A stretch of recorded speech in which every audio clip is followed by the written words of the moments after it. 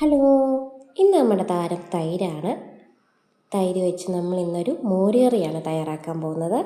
അതിനാവശ്യമായിട്ടുള്ള ചിരകിയ തേങ്ങ മിക്സിയുടെ ജാറിലോട്ട് ഇട്ട് കൊടുക്കുക. ഇവിടെ ഞാനൊരു പിടി തേങ്ങ ഇട്ട് കൊടുക്കുന്നുണ്ട്. ഇനി ഇതിലോട്ട് 3-4 ചെറിയ ഉള്ളി, 3 പച്ചമുളക്, മഞ്ഞൾപ്പൊടി,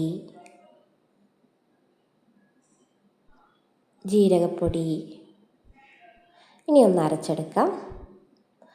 ഈ കൺസിസ്റ്റൻസിയിൽ നമ്മൾ അരച്ചെടുത്തിട്ടുണ്ട്. ഇനി ഇതിലോട്ട് ആവശ്യത്തിനനുസരിച്ചുള്ള ഉപ്പ് ചേർത്ത് കൊടുക്കുക. ഇനി ഇതിലോട്ട് 1/2 കപ്പ് തൈര് ചേർത്ത് കൊടുക്കുക. ഫുള്ള് ചേർത്ത് കൊടുക്കരുത്, 1/2 കപ്പ്. ഇനി ഇത് നല്ല ഫൈൻ പേസ്റ്റ് ആക്കിയിട്ട് നമുക്ക് അരച്ചെടുക്കാം. ഇവിടെ അരച്ചെടുത്തിട്ടുണ്ട്.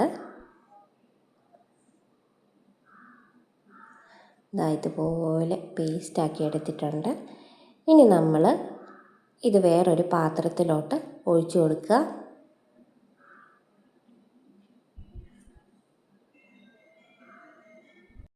ഇനി ആ ജാറിൽ തന്നെ നമുക്ക് മിച്ചമുള്ള തൈര് ചേർത്ത് കൊടുക്കുക. അതോടൊപ്പം തന്നെ ആ കപ്പിൽ തന്നെ 1 കപ്പ് വെള്ളം കൂടെ ചേർത്ത് കൊടുത്ത് ഒന്ന് കറക്കിയെടുക്കുക.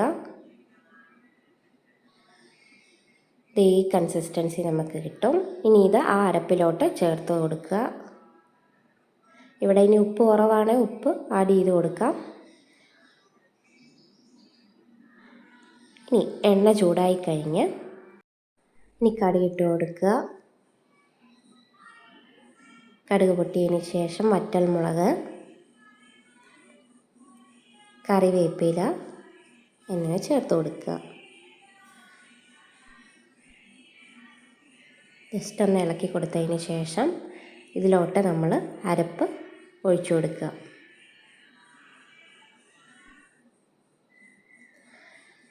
ഇനി ലോ ഫ്ലെയിമിൽ വെച്ചിട്ട് ഇത് ചെറുതായിട്ടൊന്ന് തിളച്ച് വന്നാൽ മതിയാകും. നമ്മുടെ മോര് കറി ഇവിടെ തയ്യാറായി കഴിയും.